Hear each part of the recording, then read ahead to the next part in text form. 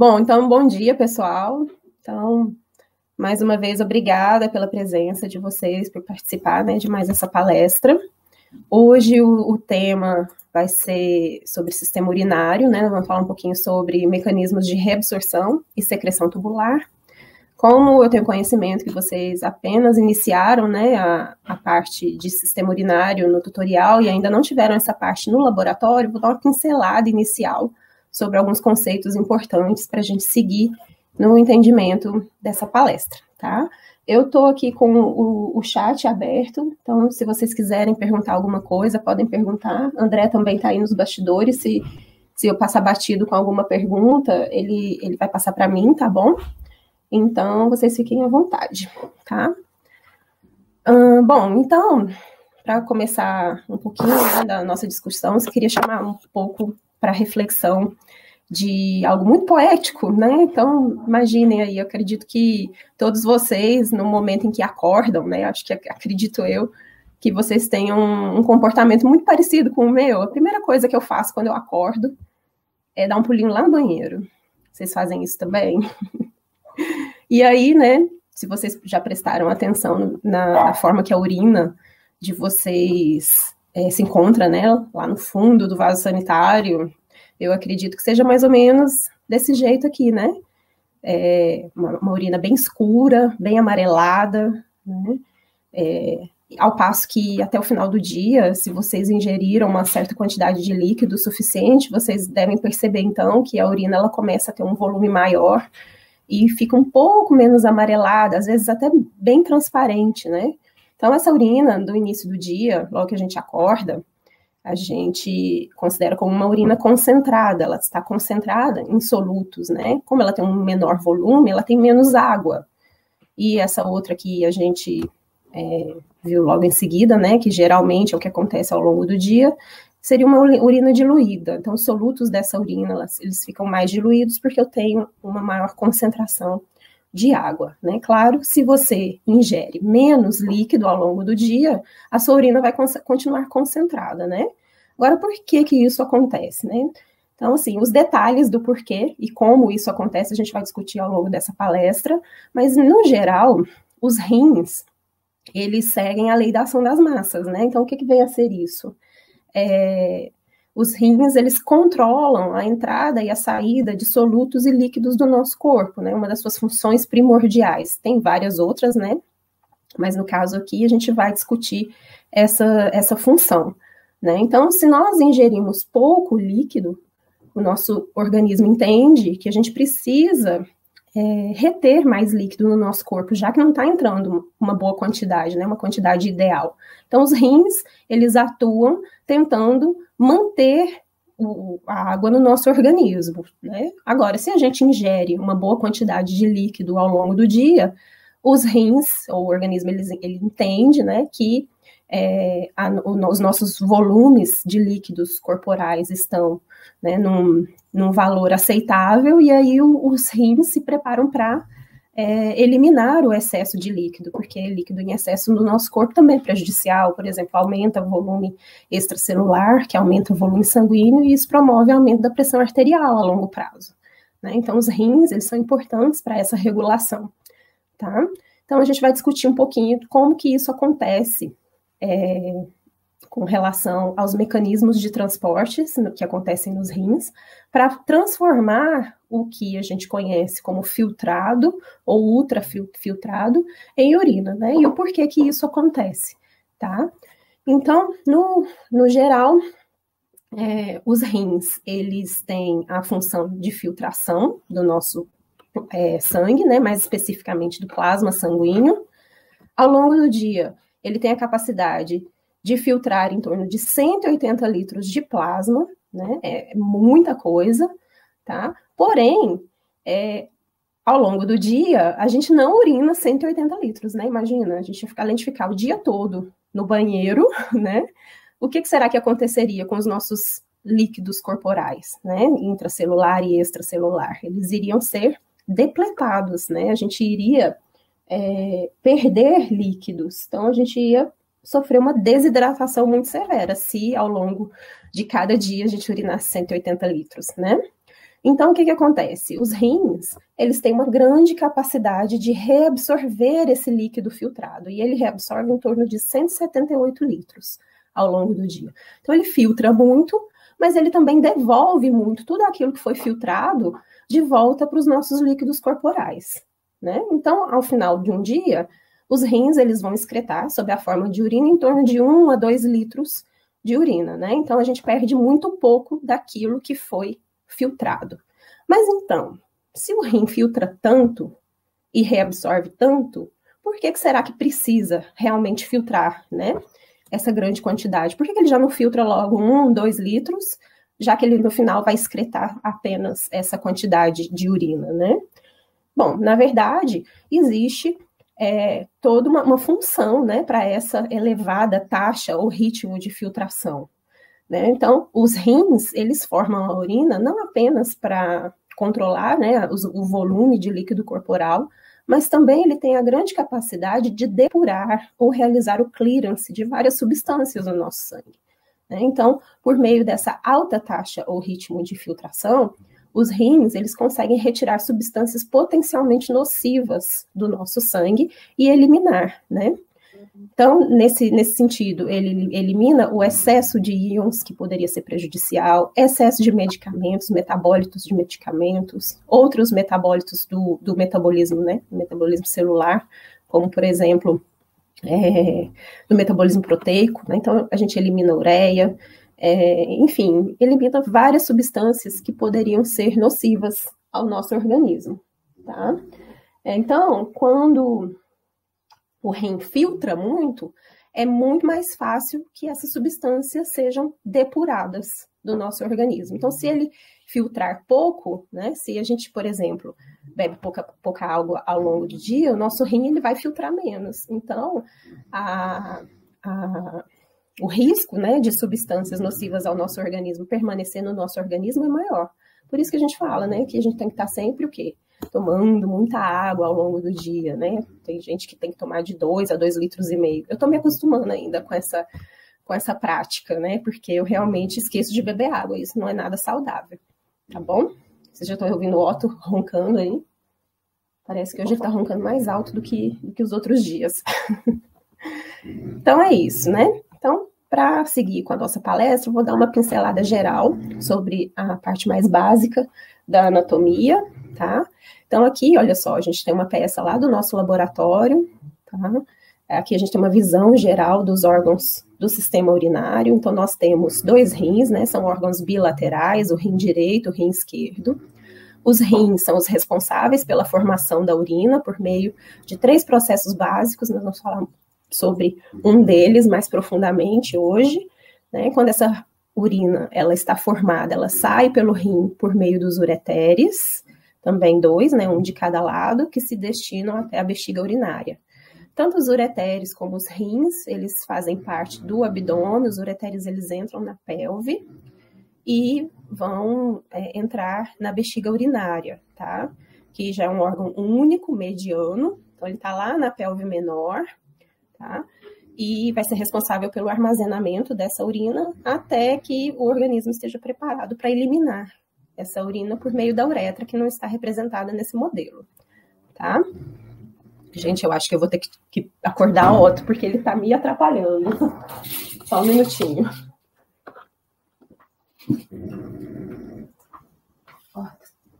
Muda de posição, filhote. Aí.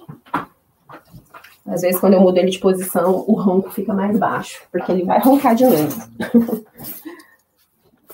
Pior que se eu coloco ele para fora do quarto, ele vai ficar batendo na porta para eu deixar ele entrar.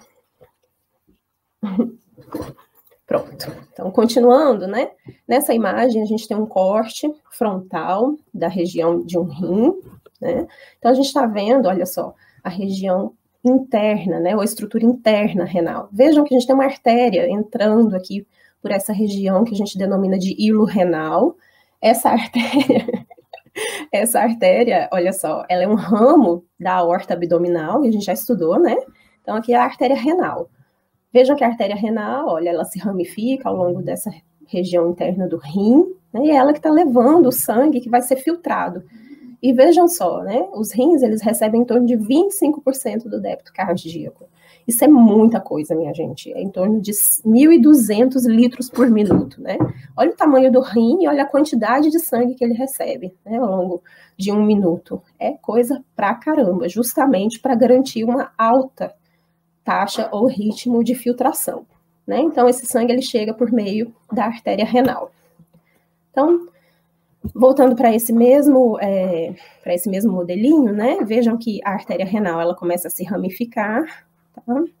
A intenção dessa ramificação é a mesma para os outros órgãos do nosso organismo, né? É formar capilares. Mas no rim, essa vascularização, ela é um pouco diferenciada. A gente diz que ela forma um sistema porta, que já já a gente vai ver com mais detalhes, tá? Então vejam só que essas ramificações da artéria renal estão adentrando essa região do rim, tá? Aqui, essa região a gente denomina de medula renal. E depois, as outras ramificações, a partir dessas ramificações maiores, olha só, se dirigem para essa região mais superficial dos rins, né? Aqui a gente tem o córtex renal. Então, região da medula, região do córtex. É importante identificar essas regiões, porque em cada uma delas, a função renal, ela se modifica, tá? E já já a gente vai ver o porquê, tá? Então, agora, ó, nós vamos pegar essa porção aqui do rim, então um pedacinho da medula renal e um pedacinho do córtex, e vamos estudar essa parte nesse outro modelo. Ó. Então, essa parte aqui do modelo corresponde à medula renal, e essa parte superior aqui, ó, faz parte do córtex renal. E aí, vejam que a gente tem essas estruturas esbranquiçadas aqui, né, que são essas mesmas que estavam representadas nesse outro modelo.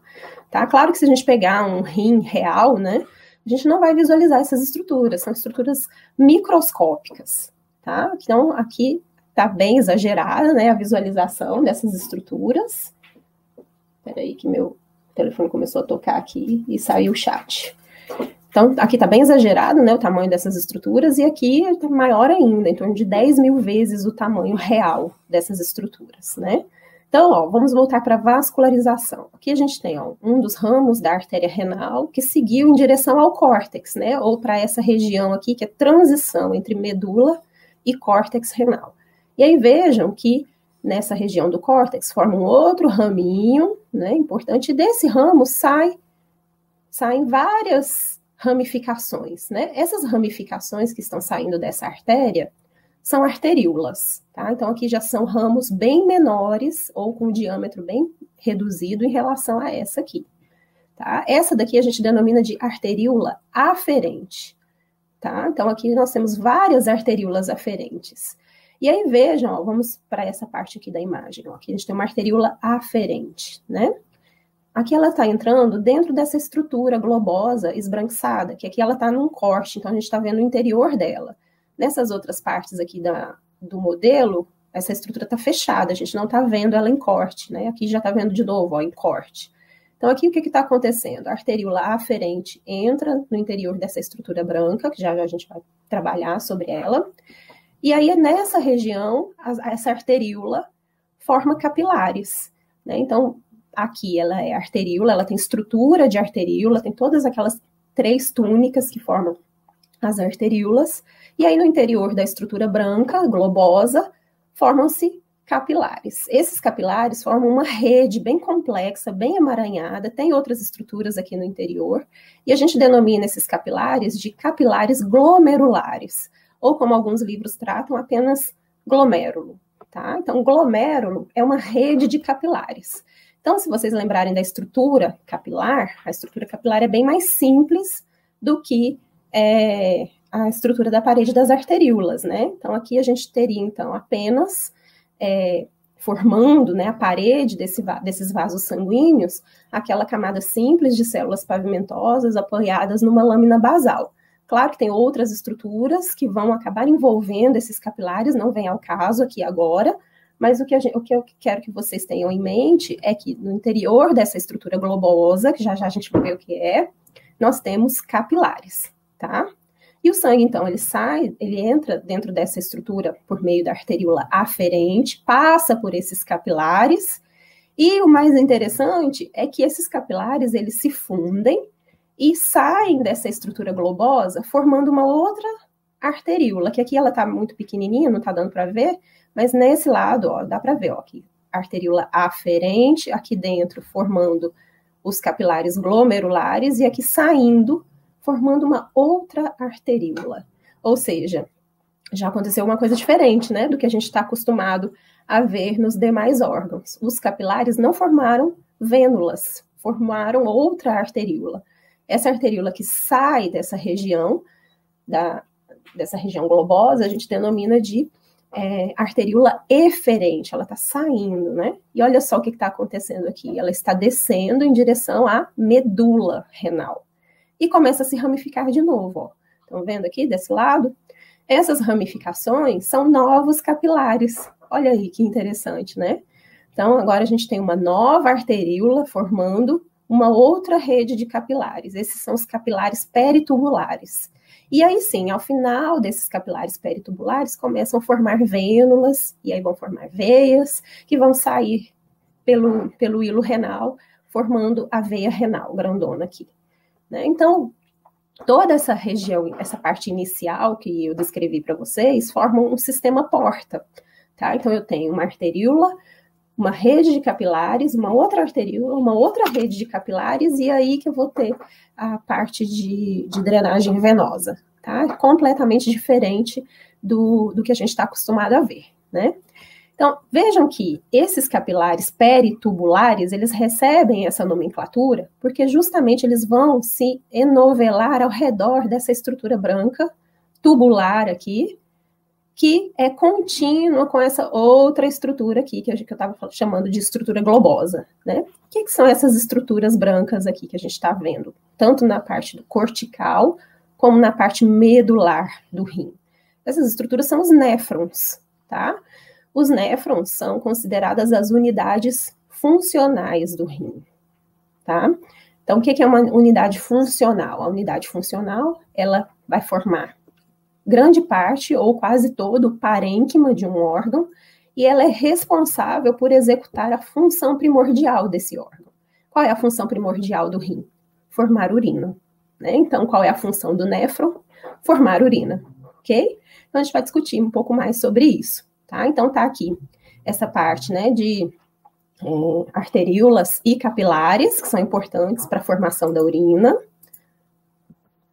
Né? E aqui um esboço mostrando, então, ó, a arteríola aferente entra no interior dessa parte inicial do néfron, que a gente denomina de cápsula glomerular, formando, então, o glomérulo. Depois, o glomérulo forma a arteríola eferente, e depois de um curto trajeto, ela começa a se ramificar novamente, formando os capilares peritubulares, tá? Que a gente tem dois tipos de néfrons, que a gente vai discutir nesse outro slide. Então, vejam que aqui a gente tem um néfron cuja essa parte é mais curtinha, né? E temos esse outro néfron cuja essa porção aqui é mais longa, ela adentra mais na medula renal. Esse néfron que é mais curtinho, a gente denomina de néfron cortical, né? Porque ele não aprofunda muito na medula renal. Esse outro, que é mais longo, ele é considerado um néfron justamedular, porque ele está mais próximo e aprofunda mais na medula renal, tá? Bom, apesar desses dois néfrons terem essa diferença na sua morfologia, vejam que toda essa porção inicial, onde a gente tem a entrada da arteríola aferente, na parte globosa, que a gente chama de cápsula glomerular ou cápsula de Baumann, né? Toda essa parte aqui, sempre essas porções, elas estão presentes no córtex, tá? Isso é regra. Se você estiver olhando na microscopia e visualizar um glomérulo envolvido por uma cápsula, você pode ter certeza que você está na região cortical desse órgão, tá? Nesse local é onde acontece o primeiro passo para a formação de urina. Vejam que é onde o sangue está adentrando a unidade funcional, que é o que a gente denomina de néfron, né? Nesse local vai acontecer a filtração glomerular, que é basicamente a filtração do nosso sangue, tá? Bom, a partir daqui, o filtrado ou ultrafiltrado, ele vai seguir todos esses túbulos, né, em sequência, e ao longo desses túbulos, esse filtrado ele vai ser modificado. Vejam que nessa porção final nós temos esse ducto bem mais espesso, recebendo vários glomérulos, vários néfrons, né? E aqui ainda acontece modificação do que foi filtrado inicialmente, né? Até chegar nessa porção final, que a gente denomina de papila renal, e nesse local aqui a urina está prontinha para ser excretada, tá? Então vejam que a partir da cápsula glomerular, o que foi filtrado passa por essa região tortuosa, tá? Aqui é um túbulo, todo o restante aqui do néfron vão ser contínuos com esse túbulo inicial, então a gente denomina esse túbulo de túbulo contorcido proximal. A partir do túbulo contorcido proximal, o néfron forma uma alça, né? Vejam, tem esse formato de letra U. Essa porção é a porção descendente fina da alça de Henle. E aqui, desse lado, é a porção ascendente. Vejam que essa parte inicial é mais fininha, muito parecida ao lado de cá. Esse é o segmento ascendente fino da alça de Henle. Agora, o filtrado, né, que já não é mais filtrado, ele está subindo, então, ascendente. Quando chega nessa porção, vejam que a alça está mais espessa. Então, esse daqui é o segmento espesso, ascendente, da alça de Henle, né? E agora vejam que toda essa alça aqui, ela estava na medula, né? E agora eu voltei para o córtex, né? Nesse local aqui, o túbulo começa a ficar tortuoso de novo, e ele passa a ser denominado de túbulo contorcido distal. E aí o túbulo contorcido distal, olha só, vai tributar nessa estrutura, que a gente denomina de ducto coletor, tá? Por que é importante a gente saber sobre cada um desses segmentos? Porque dependendo do segmento em questão, nós vamos ter funções diferentes. A transformação da urina, ela acontece de formas diferentes em cada uma dessas porções. Por isso que é importante a gente entender em qual parte do néfron a gente está trabalhando, tá? O que mais que eu vou falar aqui? Uma outra coisa importante é que tem alguns livros que dividem algumas porções, principalmente aqui, ó, túbulo contorcido distal, ducto coletor, em algumas partes diferentes, né? Partes um pouco menores. O túbulo contorcido proximal pode ser dividido em 3 porções, mas, enfim, nós vamos trabalhar aqui de uma forma mais geral, tá? E aí, o ducto coletor, então, ele se abre no finalzinho aqui da medula. Esse ponto da medula é o que a gente denomina de papila da pirâmide renal, porque essa parte triangular aqui da medula é denominado de pirâmide, tá? E aí, o ápice dessa pirâmide é chamado de papila da pirâmide renal, ou somente papila renal, ok? Nesse local aqui, toda a urina que chega aqui, ela já está prontinha para ser excretada, ok? Uma característica muito importante da medula renal, então essa região aqui onde a gente tem as pirâmides, é que ela é hipertônica em relação ao plasma. O que significa dizer que ela é hipertônica em relação ao plasma? E essa é uma característica que influencia e muito na formação da urina, tá? Eu não sei por que meu telefone toda hora tá saindo do chat aqui, mas acho que não teve nenhuma dúvida ainda não, né? Então, tá bom.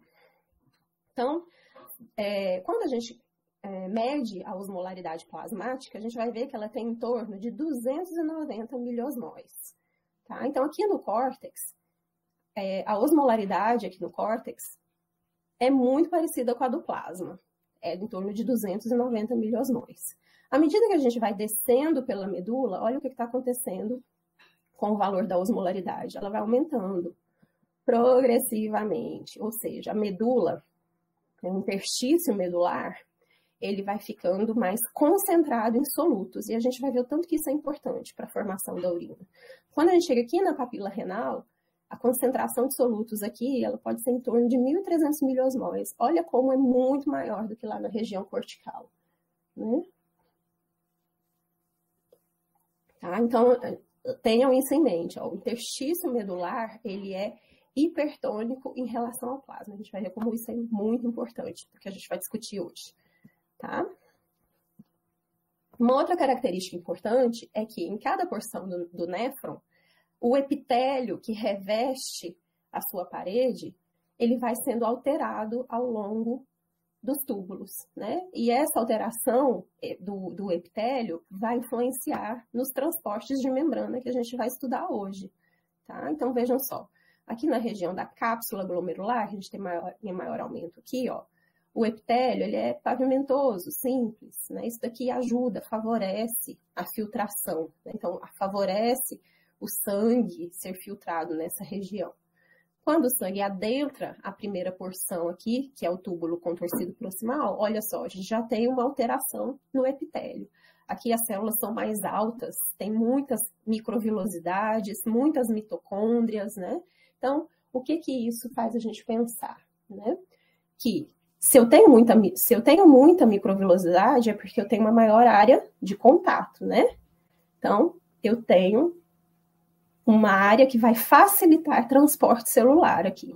Então, quanto mais área eu tenho de contato com o líquido filtrado, maior é a minha capacidade de transportar substâncias que estão lá naquele líquido para o interior das células, né? Se eu tenho muita mitocôndria, então é porque eu preciso de muita produção de energia. Então, isso está relacionado com o transporte ativo, tá? Vejam que aqui, ó, à medida que a gente vai descendo pelo túbulo contorcido, o epitélio começa a alterar, ter menos microvilosidades, menos mitocôndrias. Lá no segmento fino da alça de Henle, olha só o que acontece com o epitélio. Ele fica praticamente pavimentoso, quase nada de microvilosidades, poucas mitocôndrias, estão vendo? Né? Então, aqui, ó, provavelmente o transporte ativo está reduzido, né? A capacidade de transporte nesse segmento fino da alça de Henle vai estar menor, tá? E aí ela se torna espessa de novo, olha só. E aí olha o que acontece com o epitélio. Ele volta a ficar mais alto, começa a aparecer mais microvilosidades, mais mitocôndrias. Então aqui muda de novo, né? Ao longo de todo o restante do néfron, a gente vai ter essas modificações, tá? E essas modificações, então, são importantes por conta do tipo de transporte que cada uma dessas porções do néfron vai realizar, ok? E aí, né, quais são os processos para formar urina?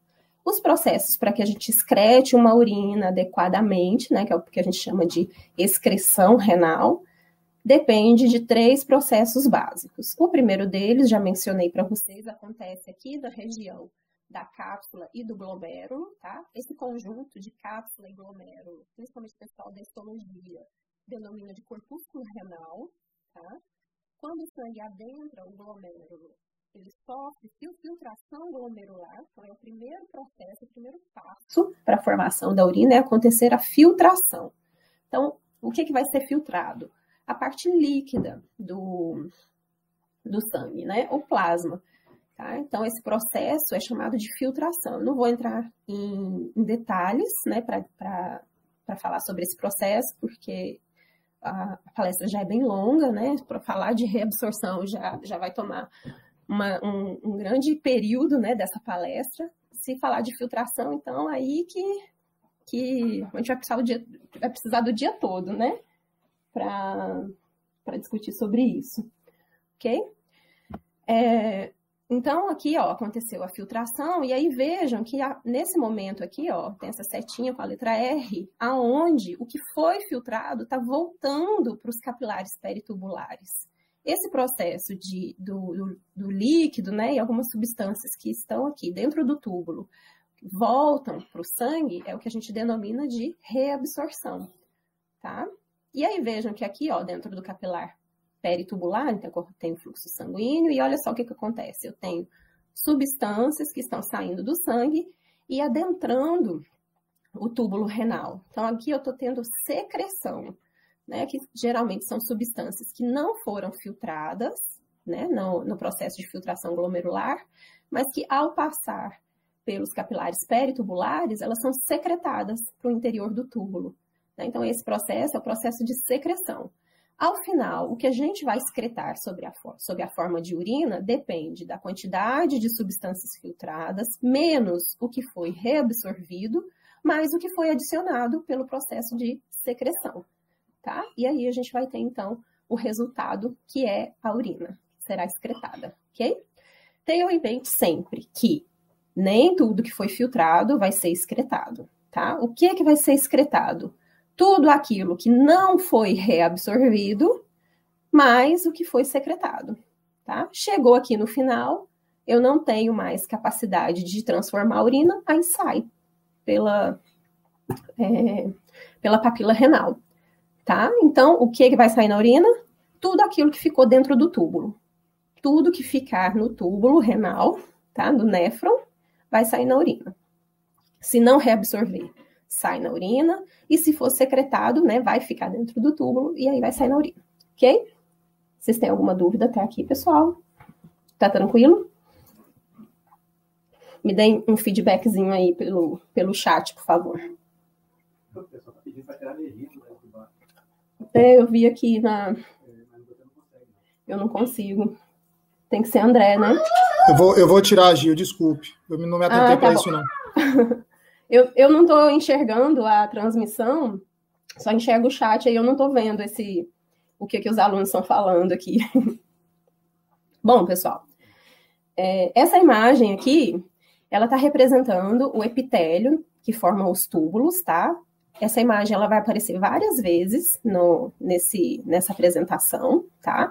Então, aqui, algumas coisas que eu quero que vocês tenham em mente e vai valer até o final dessa palestra.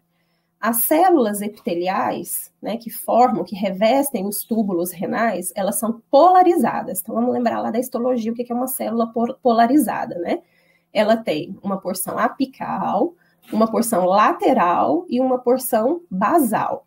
Geralmente, a lateral e a basal a gente denomina de domínio basolateral. E aqui de domínio apical. É na região apical que a gente vai ter o contato com o líquido que foi filtrado, tá? Que é o que está representado aqui por essas setinhas amarelas, ok? Vejam que como é um epitélio, né? As células, elas estão aderidas umas às outras por junções intercelulares. Essas junções, elas têm características diferentes, dependendo da porção do néfron que a gente estiver trabalhando, tá? A porção basolateral, ela também é importante para os transportes celulares. E aí vejam que a porção basal e lateral, elas estão em contato com o interstício, né? Pode ser um interstício cortical ou pode ser um interstício medular, dependendo do local onde a gente estiver, né?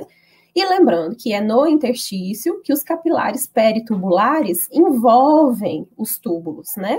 Então, a gente tem um contato muito íntimo entre capilares e células epiteliais. E a gente vai ver como que isso é importante para os processos de reabsorção e secreção e para a formação da urina, tá? Então, essas são as primeiras características importantes que vocês precisam ter em mente. A outra característica é que as células epiteliais, nesse domínio basolateral, são muito ricas em bombas de sódio e potássio. Ou seja, elas têm uma grande capacidade de transporte ativo, né? Alguns locais muito mais, outros menos. Mas, em sua grande maioria, a gente tem uma grande quantidade desse tipo de transportador, tá? Lembrando que se é transporte ativo, aqui eu devia ter escrito um ATP, né? Para falar que isso é uma ATPase, que a gente denomina de bomba, né?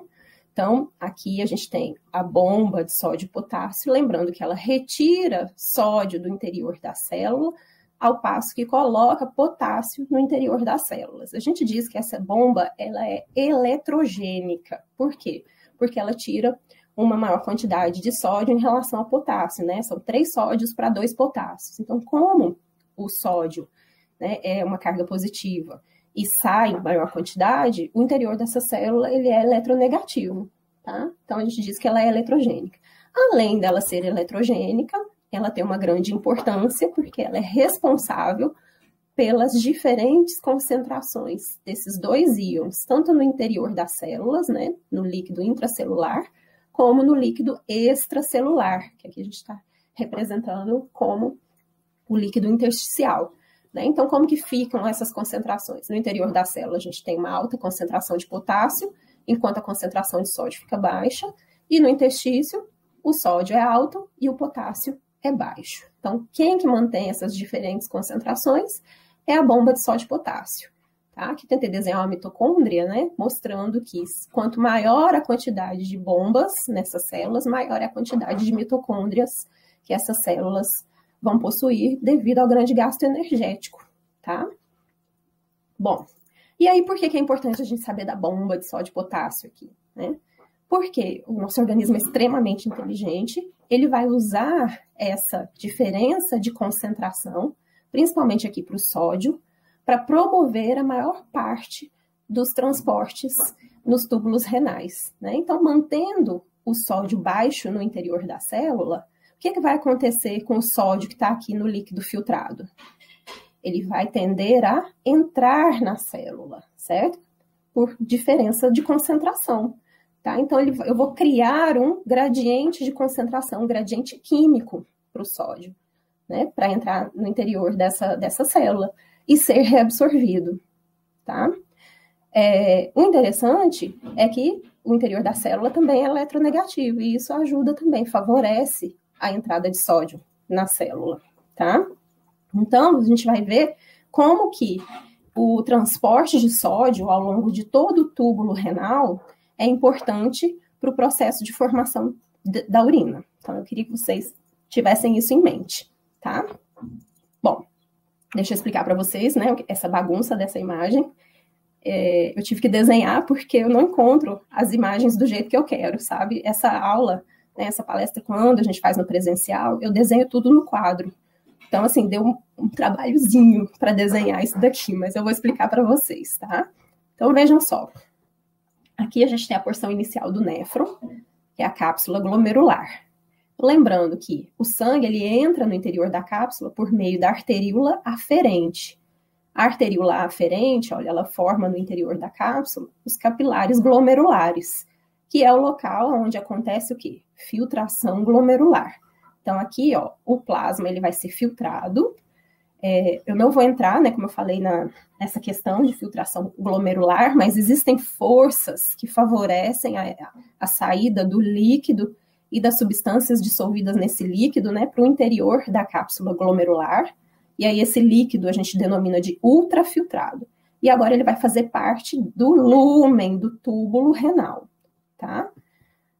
Saindo aqui da cápsula, olha só, formou a arteríola eferente, tá? E aí a arteríola eferente começa a se ramificar, e essas ramificações vão envolver os túbulos renais, então vão formar os capilares peritubulares. Então aqui está representando o fluxo sanguíneo ao longo desses capilares, tá? Uma coisa que eu quero chamar a atenção de vocês, e que tem relação com a filtração glomerular, é que, à medida que acontece a filtração glomerular, as proteínas plasmáticas, elas não são filtradas, tá? E isso é muito importante vocês entenderem. Por quê? Porque ao sair aqui da cápsula glomerular, o sangue no interior da arteríola eferente e nos capilares peritubulares, ele vai ter perdido o plasma, concorda? Perdido o líquido plasmático, algumas substâncias, mas não vai ter perdido o quê? Proteínas plasmáticas, tá?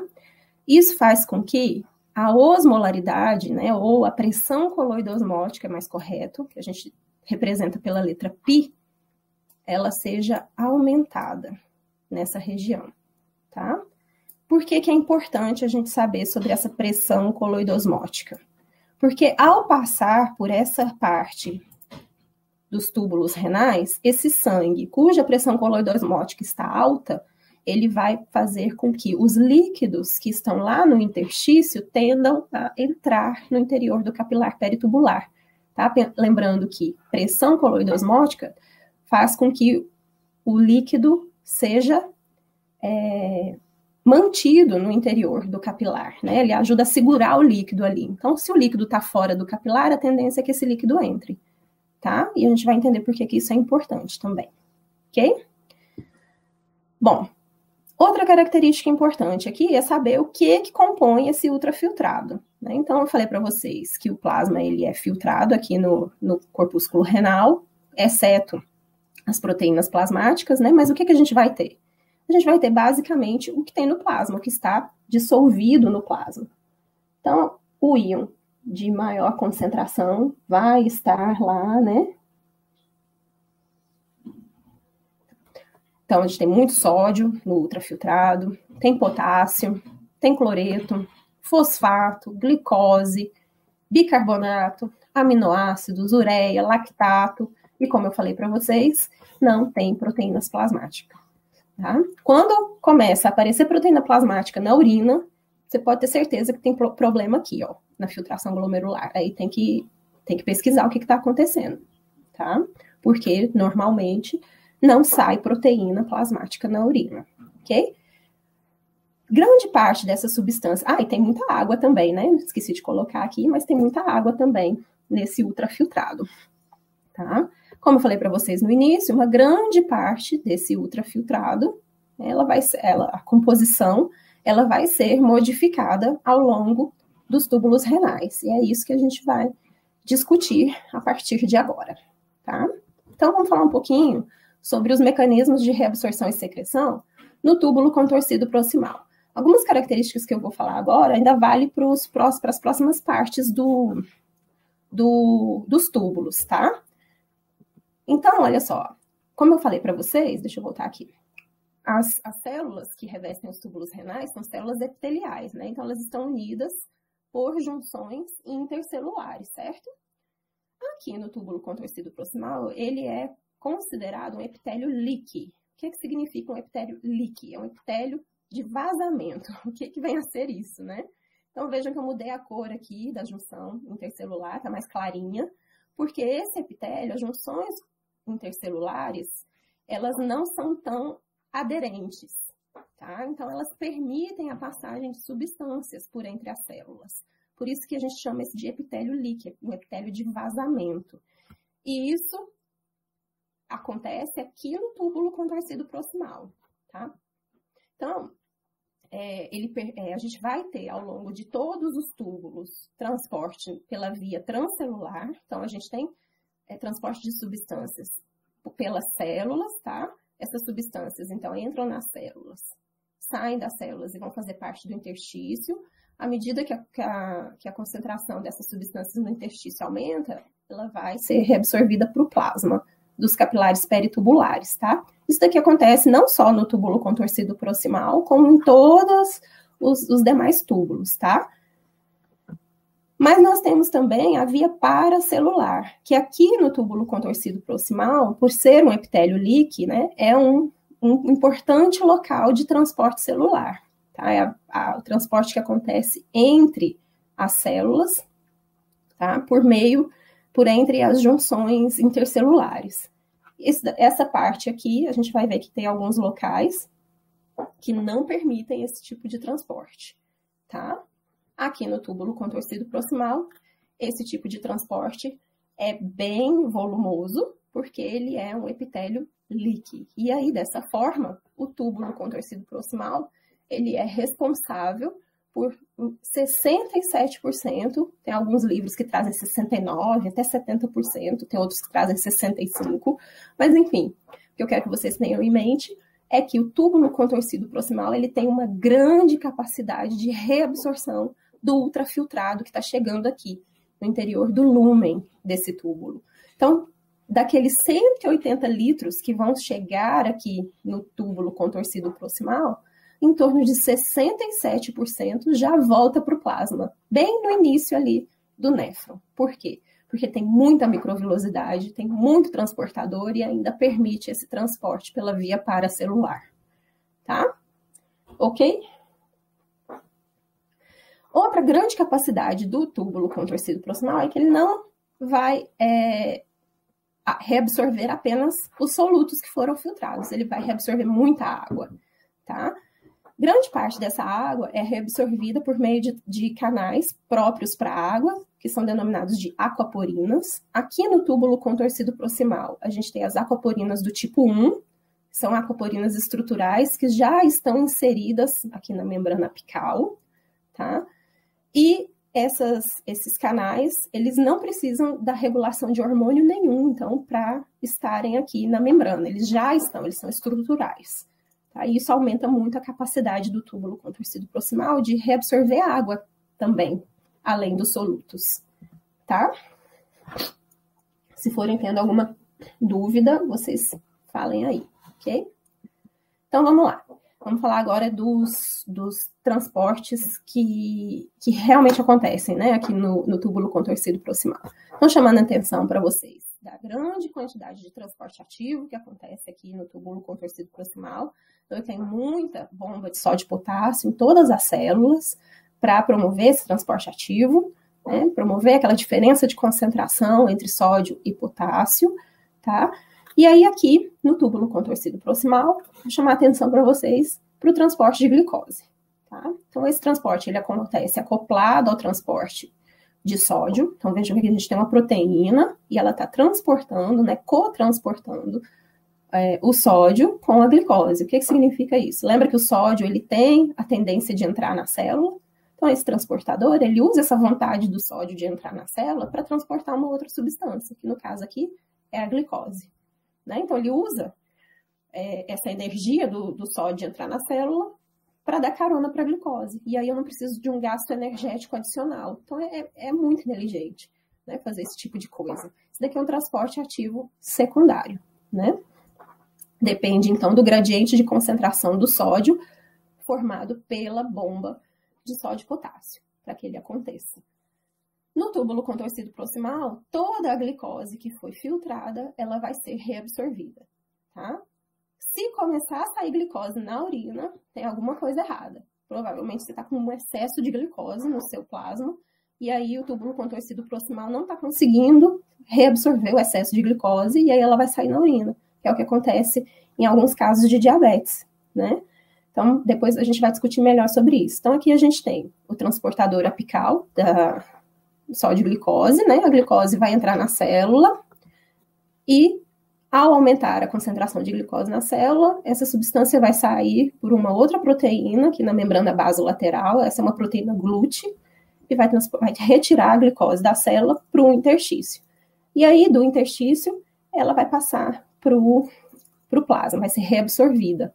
Né? Lembrando que tem aquela força coloidosmótica, né? Aquela pressão coloidosmótica, facilitando também essa reabsorção. Tá? Outro tipo de transporte que a gente encontra aqui no túbulo contorcido proximal é o sódio acoplado com aminoácidos. Então, aqui eu tenho uma outra proteína que está promovendo a reabsorção de aminoácidos usando aquela energia do sódio de entrar na célula. Né? Outras proteínas também utilizam esse mesmo tipo de transporte com sódio para transportar fosfato, lactato. Né? E aí, todas essas substâncias, elas vão ser totalmente reabsorvidas já aqui no túbulo contorcido proximal. E aí a gente vai ter outras proteínas aqui na membrana basolateral para transportar essas substâncias para o interstício, e do interstício elas são reabsorvidas para o plasma, ok? O transporte pela via paracelular, ele também vai acontecer, né? Aqui nessa região do túbulo contorcido proximal. Como eu mencionei para vocês, as junções intercelulares, elas permitem, né, o vazamento entre as células, né? Isso facilita esse transporte. Então, se eu tenho substâncias em alta concentração aqui no lúmen do túbulo, e elas estão em baixa concentração aqui no interstício, a tendência é sair do lúmen e seguir para o interstício, ok? Então, quais são as substâncias que são transportadas dessa forma? Então, no início do túbulo proximal, eu tenho a preferência de reabsorver glicose, aminoácido, fosfato e lactato. As outras substâncias que estão aqui junto e não são reabsorvidas nesse início do túbulo proximal, elas começam a ficar mais concentradas à medida que eu tiro essas outras substâncias. Aí chega lá na metade do túbulo contorcido proximal, elas começam a... Opa, aqui era da água que eu estava falando, mas eu vou falar das outras substâncias antes, tá? E aí essas outras substâncias, que é o cloreto, potássio, ureia, como elas começam a ficar mais concentradas, elas começam a entrar por essa via paracelular, tá? como era para eu falar da água antes, vou falar agora, tá? Desculpa, minha gente. Esse negócio das animações, às vezes eu acabo esquecendo a ordem que vai aparecer. Mas, enfim, vai dar para entender, né? Então, agora, o que vai acontecer? A maioria dessas substâncias que estão entrando na célula, tanto pela via transcelular como pela via paracelular, elas são osmoticamente ativas, principalmente sódio, cloreto, glicose. O que significa dizer isso? Osmoticamente ativas. Quando elas seguem para um local, a tendência é a água seguir essas substâncias, porque elas têm essa capacidade osmótica, tá? Então, à medida que eu reabsorvo sódio, reabsorvo glicose, reabsorvo cloreto, a tendência é a água ir atrás, tá? Então, entrou sódio aqui, a água vai querer entrar também. E aí, por onde que ela entra? Lembra que a gente tem as acoporinas do tipo 1 aqui no túbulo contorcido proximal. Então, a água entra pelas acoporinas. Lembrem que esse epitélio, ele é um epitélio líquido. Então, entra a água também por entre as células.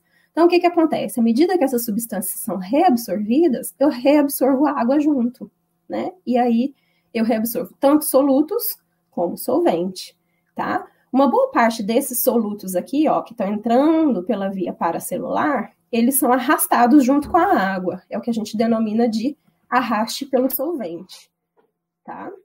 Então, o que vai acontecer aqui no túbulo contorcido proximal? Eu vou ter muita reabsorção de soluto, mas eu também vou reabsorver muita água.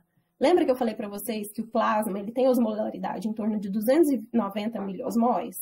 Então, se eu reabsorvo soluto, mas eu reabsorvo na mesma proporção água, eu não mudo essa osmolaridade. Então, aqui, no final do túbulo contorcido proximal, o filtrado, né, que já está sendo transformado, não posso mais chamar de filtrado, o líquido aqui no interior do túbulo, ele já vai estar modificado em termos de quantidade de coisa que foi filtrada, porém a osmolaridade vai estar semelhante à do plasma ainda, tá?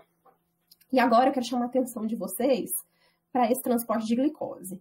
Vejam, então, que ao longo de todo o túbulo proximal, a gente tem muitos transportadores que vão transportar sódio junto com alguma outra substância, que no caso aqui é a glicose, né? E esse tipo de transporte, que é um transporte ativo secundário, ele, então, depende de uma proteína carreadora. Geralmente, todo transporte que depende de uma proteína carreadora, ele pode ser saturado, né? O que significa isso? Eu consigo transportar enquanto eu tenho proteína que é capaz de pegar essa substância e transportar, porém, se eu não tenho mais uma quantidade suficiente de proteínas para transportar aquela substância, eu não consigo, então, transportar essa substância para onde eu quero, né? Que é o que eu vou mostrar para vocês. Opa, não tá clicando, peraí. Que eu vou mostrar para vocês aqui agora. Então, ó, eu vou dar um maior enfoque, então, para o transporte de glicose, mas isso pode acontecer com qualquer substância que depende de uma proteína carreadora para ser transportada, tá? Então, vejam só que a gente tem as células do túbulo contorcido proximal, né?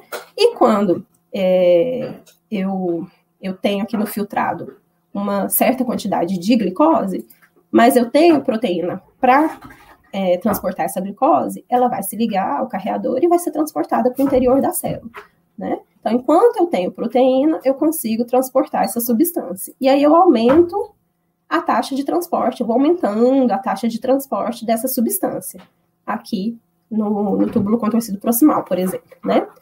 À medida que eu vou transportando essa substância, a concentração dela vai diminuindo aqui no túbulo, né? Mas eu ainda consigo transportar, porque eu ainda tenho transportadores para essa substância. Então, vejam que o transporte, ó, continua aumentando, né? À medida que vai seguindo pelo túbulo contorcido proximal, eu diminuo a concentração da substância, mas eu ainda tenho transportadores, né? Então, eu consigo transportar ainda até o final do túbulo contorcido proximal aqui, no caso, né? Apesar de que todo o transporte acontece só no início do túbulo contorcido proximal, tá bom, pessoal? No caso da glicose. Então, vejam que, enquanto eu tenho proteínas transportadoras, eu aumentei o transporte, né, de glicose. Entretanto, ó, acabou o túbulo contorcido proximal, comecei a alça de Henle. Lá na alça de Henle, eu não tenho mais transportadores para essa substância. Se eu tiver glicose aqui ainda, eu não vou transportar mais, tá? E aí, o que vai acontecer? Quer dizer que eu saturei o meu transporte, eu não tenho mais a capacidade de transportar, porque ó, todos os transportadores aqui já foram ocupados, e agora, quando eu saturo esse transporte, né, eu não consigo mais transportar nas porções seguintes do néfron, porque eu não tenho transportadores específicos para glicose nessas porções seguintes, eu digo, então, que eu alcancei o meu transporte máximo. Então, eu saturei o transporte dessa substância. Tá? Lembrando que se eu não tiver uma quantidade muito exagerada, né, uma concentração exagerada dessa substância, eu consigo transportá-la todinha antes de chegar no meu limite. Né? E aí eu não atinjo esse transporte máximo, eu não saturo o transporte e então eu não vou ter essa substância na urina, porque ela foi toda reabsorvida no túbulo contorcido proximal, tá? No caso da glicose. Então, espero que isso tenha ficado claro para vocês. Então, vamos voltar aqui para o nosso túbulo contorcido proximal, tá? Então, aqui, eu chamo a atenção de vocês, né, para a grande reabsorção que acontece do interstício para o interior dos capilares peritubulares, né? Acontece muita coisa desde o início aqui do túbulo contorcido proximal. E nas porções mais finais do túbulo contorcido proximal, nós temos o que a gente chama de início da acidificação da urina, que é o transporte de hidrogênio. Tá? Então, isso acontece mais no final do túbulo contorcido proximal. Essa parte que envolve transporte de hidrogênio, eu acredito que vocês vão entender um pouco melhor na próxima palestra que a André vai ministrar, que é sobre equilíbrio ácido-base. Mas como aqui é um transporte muito importante no túbulo contorcido proximal, eu vou chamar a atenção de vocês para essa parte, tá? Então, vejam que aqui no final do túbulo contorcido proximal, a gente tem um trocador, é um outro tipo de proteína dessas que a gente viu aqui no início, né? Tem a entrada de sódio, mas agora está secretando hidrogênio, né? É um trocador aqui. Concordo que o hidrogênio está saindo da célula, isso é um processo de secreção, ok? Então, o que acontece aqui? Por que acontece essa secreção de hidrogênio no final do túbulo contorcido proximal? Então, aqui a gente tem, então, essas células do final do túbulo contorcido proximal. Então, tudo começa porque as nossas células, elas produzem CO2, né, gás carbônico, tá? No interior da célula, esse gás carbônico, ele é hidratado. Então, ele ganha água. E esse processo, ele é acelerado por uma enzima denominada de anidrase carbônica. Ao ser hidratado, o gás carbônico, ele vai formar ácido carbônico. E em solução, né, que ele está em solução, ele rapidamente se dissocia, formando hidrogênio e bicarbonato. Tá? No caso do túbulo contorcido proximal, esse hidrogênio ele é secretado para a luz do túbulo. Aqui é onde está passando o líquido que foi filtrado e já está sendo transformado. E ele sai em troca da entrada de sódio. Tá vendo? Tá? Quando o hidrogênio sai da célula, para que a célula não perca carga positiva, né, e fique ainda mais negativa no seu interior, o bicarbonato sai da célula, tá? Então, aqui, ó, quando o hidrogênio é secretado, o bicarbonato vai ser reabsorvido, né? Quando o hidrogênio cai lá no filtrado, olha só, acontece o inverso que tinha acontecido para sua secreção. Ele vai combinar com o bicarbonato que foi filtrado. Tá? Então, olha só, isso é importante acontecer porque esse bicarbonato ele vai tamponar esse hidrogênio aqui. E aí forma ácido carbônico. E aí, lembrando que aqui também é uma solução, formou ácido carbônico, ele se dissocia em CO2 e água. Né? A água continua pela urina e o CO2 se difunde livremente para o interior da célula. E aí começa todo esse processo de novo, só que agora não só com o gás carbônico que é produzido no interior da célula, como também pelo gás carbônico que foi formado aqui no túbulo, né? E aí, essa parte de secreção de hidrogênio, reabsorção de bicarbonato, ela se torna mais importante lá no ducto coletor, nas células intercalares. Eu acredito que vocês vão discutir um pouquinho sobre isso na próxima palestra, tá? Dúvida aqui, pessoal? Podemos continuar? Outro transporte que acontece aqui no finalzinho do túbulo contorcido proximal é o transporte de cloreto acoplado com sódio. Então, ele já foi reabsorvido aqui por meio do arraste pelo solvente, mas quando chega lá no finalzinho do túbulo contorcido proximal, eu tenho alguns transportadores que potencializam o transporte de cloreto de sódio nessa porção, tá? E aí, acho que a gente terminou. Aqui é só como ele sai do tubo dessa região, é com transporte com o potássio. Lembrando que o potássio, ele está mais concentrado no interior da célula, né? Então, ele tende a sair, aí eu uso essa vontade do potássio sair para transportar o cloreto. Tem alguns canais para potássio também, aqui na membrana basolateral, que permite a saída e reabsorção de potássio nessa parte do túbulo, tá? E aí a gente terminou, então, a discussão sobre o túbulo contorcido proximal. Lembrando que todo esse transporte, ele é acoplado à água, né? Então, eu transporto soluto, mas eu transporto água em mesma proporção. Então, eu não mudo a osmolaridade do líquido que está saindo do túbulo contorcido proximal, tá? E aí, agora a gente vai entrar na alça de Henle, né? Então, lembrando, aqui está meu desenho maravilhoso da alça de Henle, aqui é o tubo, né?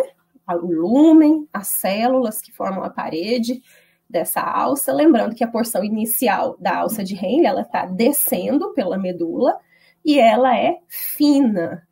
Significa que as suas células são mais achatadas, são mais baixas. E isso muda muito a capacidade de transporte nessa parte do néfron, tá? Como ela está entrando na medula, ó, lembra que aqui é córtex, né? Comecei a medula aqui. Olha o que está acontecendo com o interstício medular. Ele está ficando progressivamente hipertônico em direção lá à papila renal, tá? E isso vai influenciar o tipo de transporte que eu tenho aqui, ok? Então, ó, aqui a gente tem o líquido que está vindo lá do túbulo contorcido proximal, então ele está descendo agora pelo segmento fino descendente da alça de Henle, né? E uma coisa que eu esqueci de falar também é que essa hipertonicidade, ela se deve pelo acúmulo de cloreto de sódio, principalmente, nessa região medular, tá?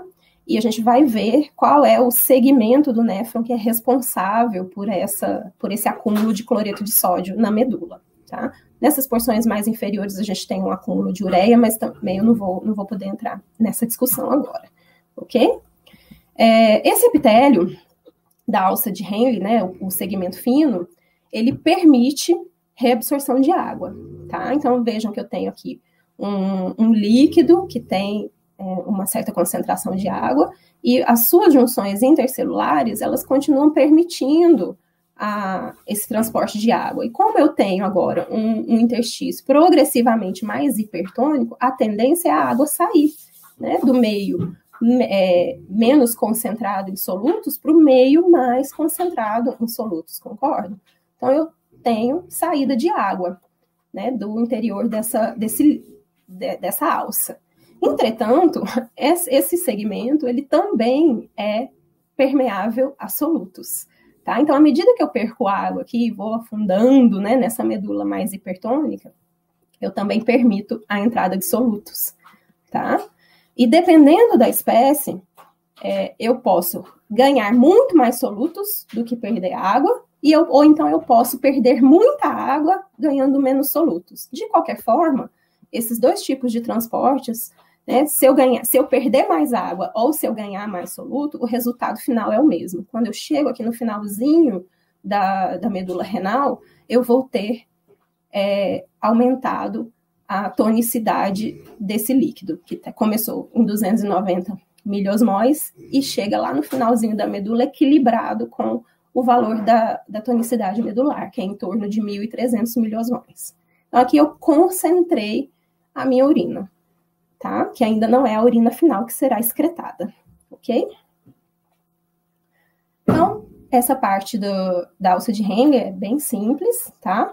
Então, vamos começar agora a porção ascendente. Então, a alça, ela desce, forma o U lá embaixo e volta subindo.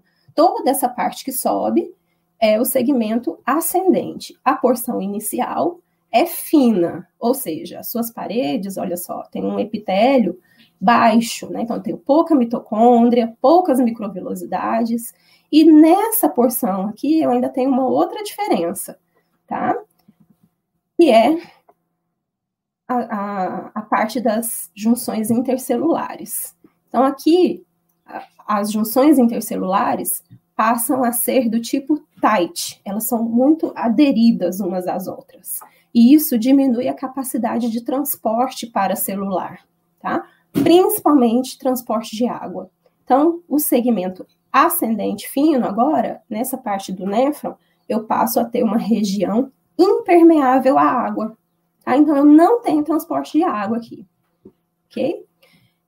Vejam que o líquido que está chegando aqui agora é um líquido hipertônico, né? Mas agora ele está subindo ao longo desse túbulo. Né? Então, quando ele sobe, olha só, o interstício ao redor, ele passa a ser cada vez menos hipertônico, até chegar lá em cima no córtex. Tá? Então, agora que eu estou saindo das profundezas da medula, ó, e seguindo em direção ao córtex. A parte ascendente fina, ela ainda fica todinha na região da medula. Tá? E quais são as características de transporte nesse local? Então, como eu falei para vocês, a gente tem impermeabilidade à água, então eu não consigo reabsorver água nesse segmento, porém eu tenho transporte de solutos. Essa região ela não é impermeável a solutos, né? Então, olha só, quando eu tenho aqui um líquido a 1.300 miliosmóis, quando eu chego aqui a 1.300 miliosmóis, olha como está lá fora, 900. Então, a tendência é o soluto sair daqui de dentro para fora. Então, eu perco solutos à medida que eu vou subindo por esse segmento. Né? Quando eu chego no finalzinho dessa parte fina, eu mudei em torno de 200 miliosmóis. Então, eu vou entrar agora na parte espessa, ascendente, com uma pequena diferença de osmolaridade, porque eu perdi soluto aqui nessa parte fina.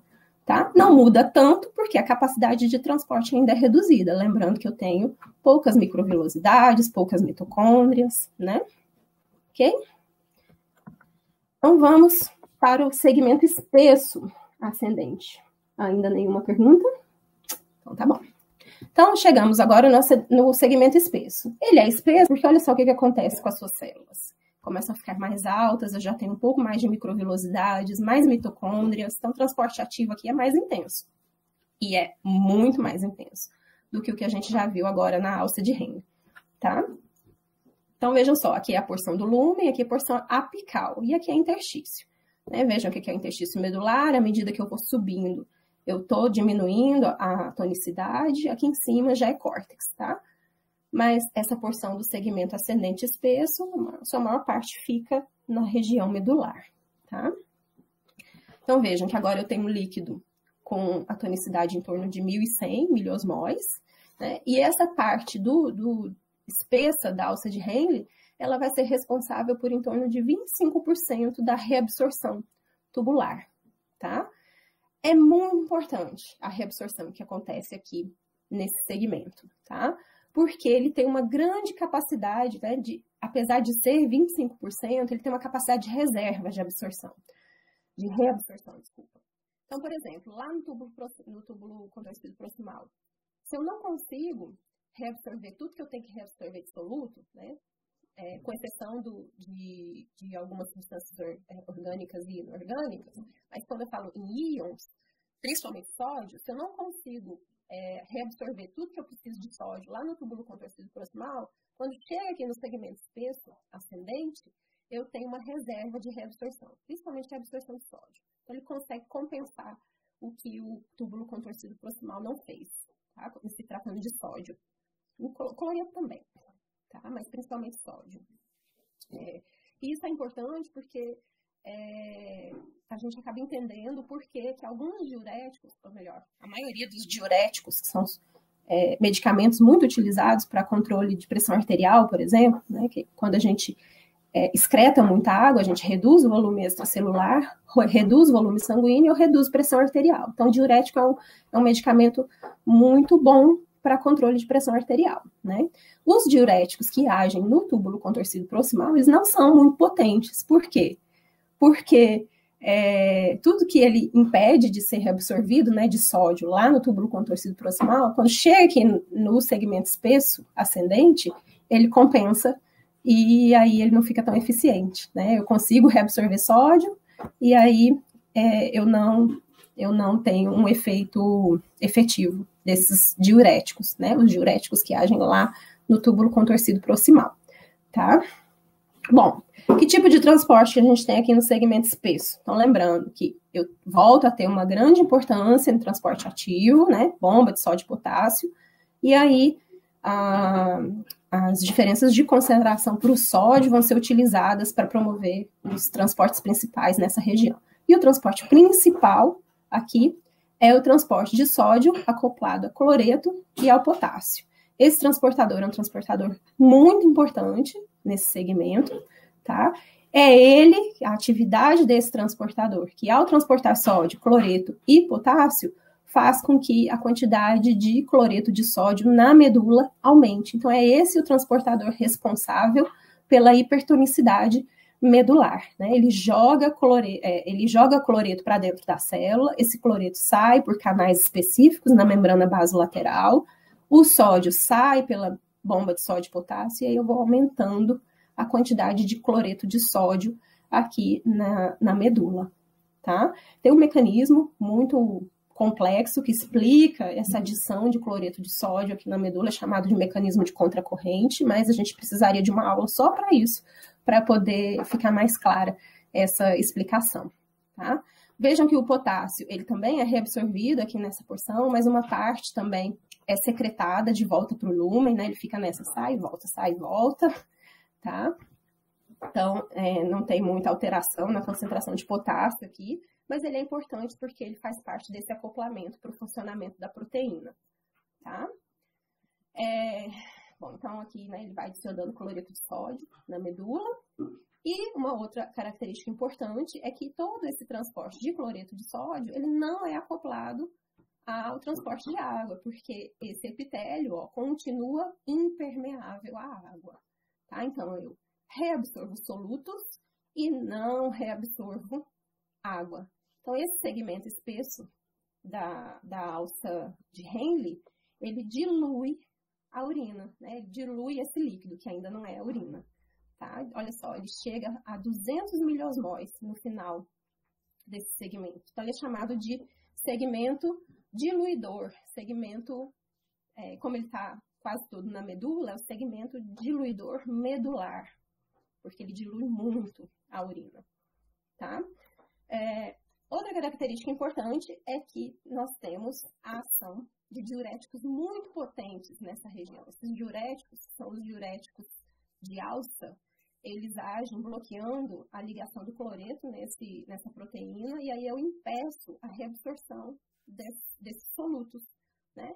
Lembrando que se eu não reabsorvo esses solutos, eles ficam aqui no túbulo, dentro do interior do túbulo. Lembra que eles são osmoticamente ativos, então eu mantenho a água presa a eles, né? Então a tendência é a água sair juntamente com esses solutos se eles não forem reabsorvidos nas porções finais do néfron, né? Então eu aumento a minha excreção urinária, por isso que são diuréticos, né? Aqui os mais famosos são a furosemida, o ácido etacrínico e os mercuriais orgânicos. De longe, a furosemida é o mais utilizado, né? Então, eles são muito potentes porque eu já estou chegando no finalzinho do néfron e nesse local, esse transportador aqui, ele é responsável por 25% da reabsorção de cloreto de sódio, né? Então, imagina se sobra, sei lá, 10% desse cloreto de sódio aqui no túbulo. Quando chega lá no final do néfron, eu não vou conseguir reabsorver tudo isso que sobrou, e aí eu consigo aumentar a minha excreção urinária.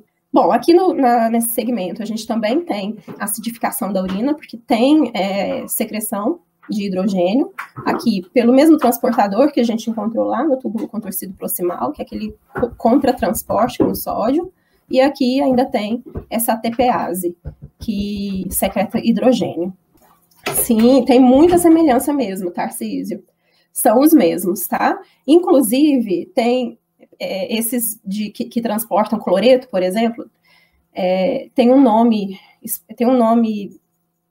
para esses transportadores, tá? Agora eu não estou lembrada muito bem qual é.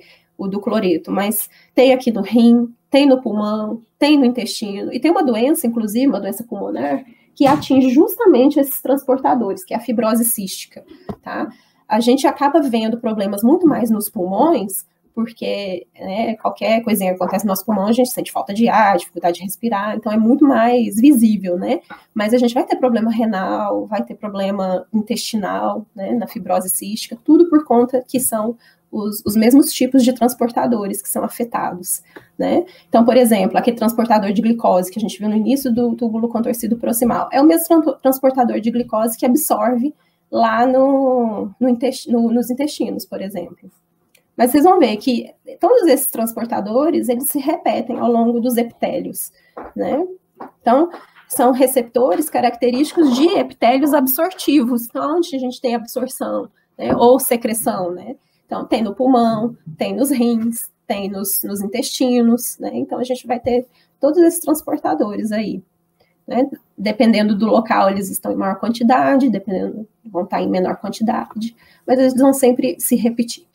Bom, então terminamos a alça de Henle, né? Tanto a parte descendente como a ascendente, e agora a gente vai voltar lá para o córtex. Eu saí da medula e a gente vai para o córtex, que é onde a gente tem o túbulo contorcido distal.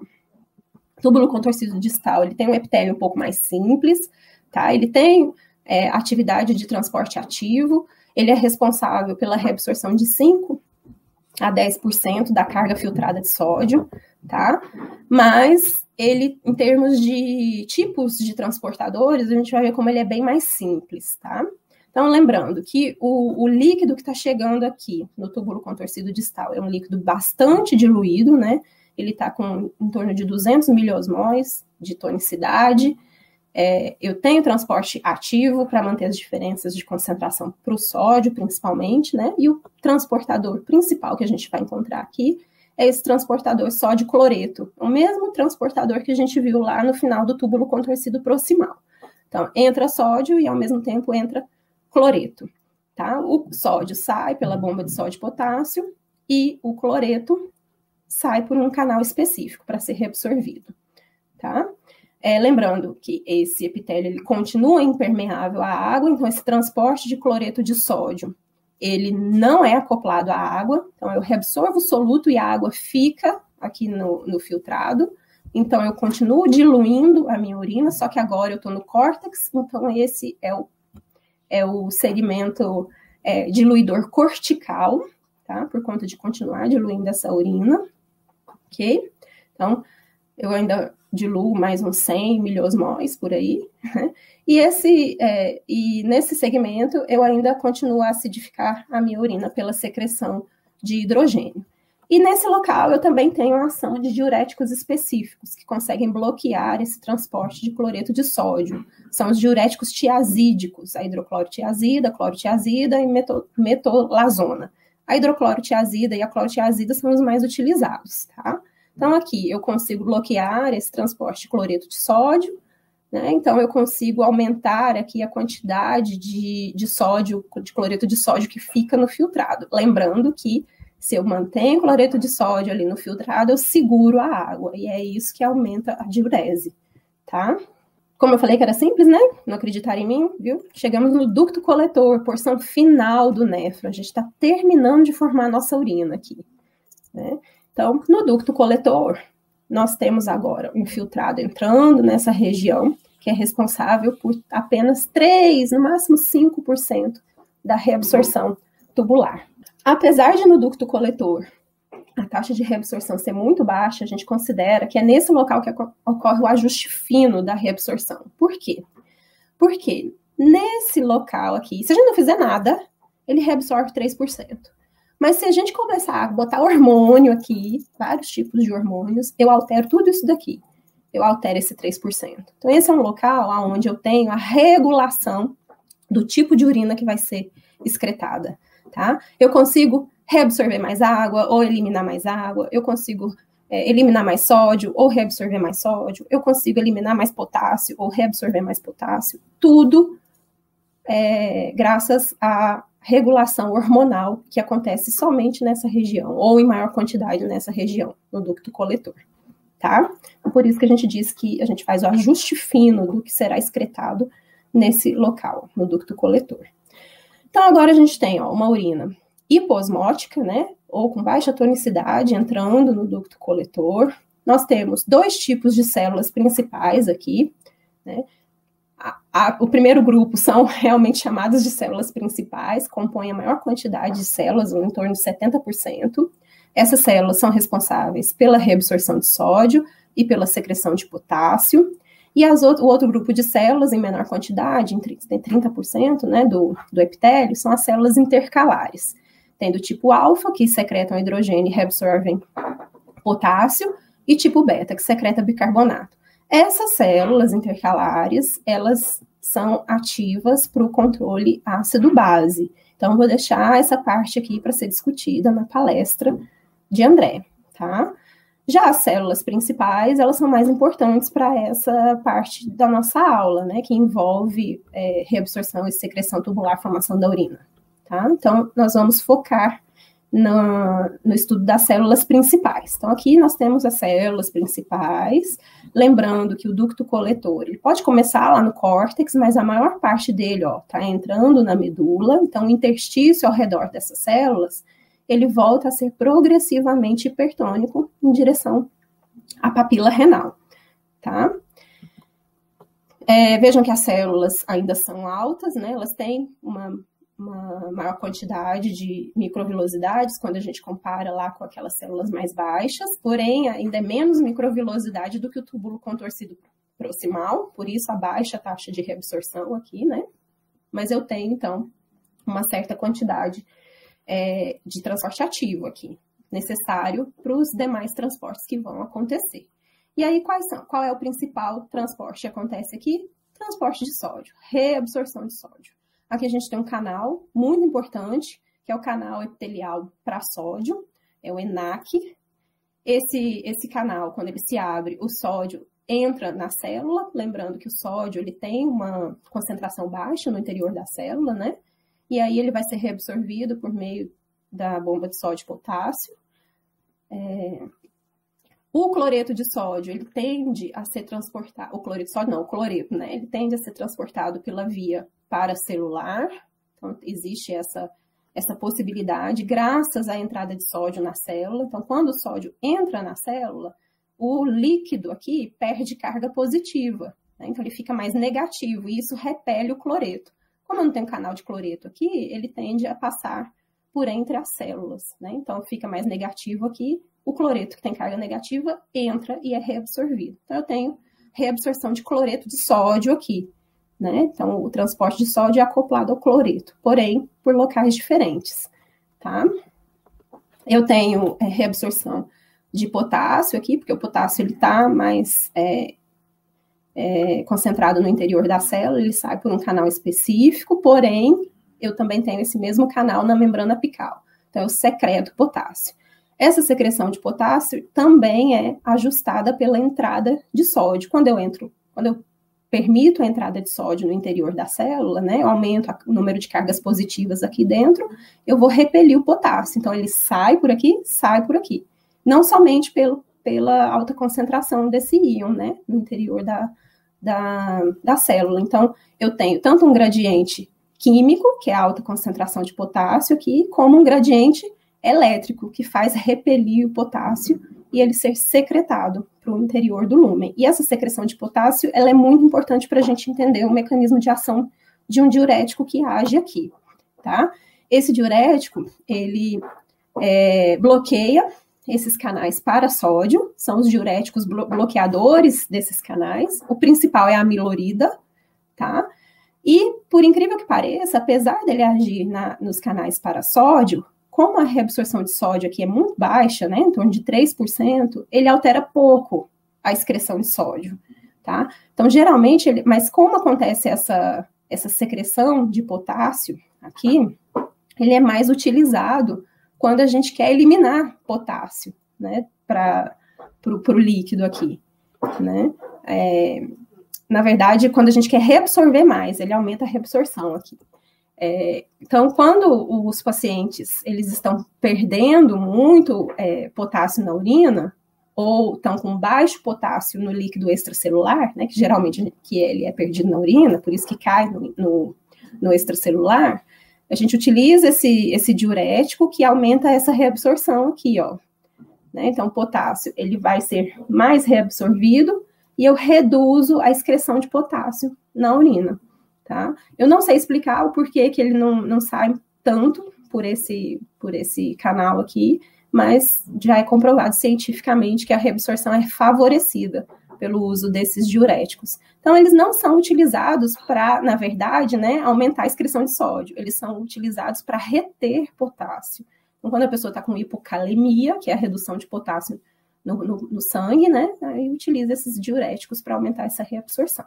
Outra característica importante, né, é que a gente continua tendo uma impermeabilidade à água nesse epitélio. Então, vejam só, as junções intercelulares, elas são do tipo tight, né, são impermeáveis à água, porém, essa impermeabilidade, ela pode ser alterada pela inserção de canais para água na membrana apical, são denominados de aquaporina do tipo 2. Então, são aquaporinas diferentes daquelas que a gente viu no túbulo contorcido proximal. Essa daqui são aquaporinas que não estão na membrana apical sem a presença de um hormônio, o hormônio antidiurético, o ADH. Mas quando ele está presente, quando ele é secretado e age nesses canais, esses canais são inseridos aqui na membrana apical, tá?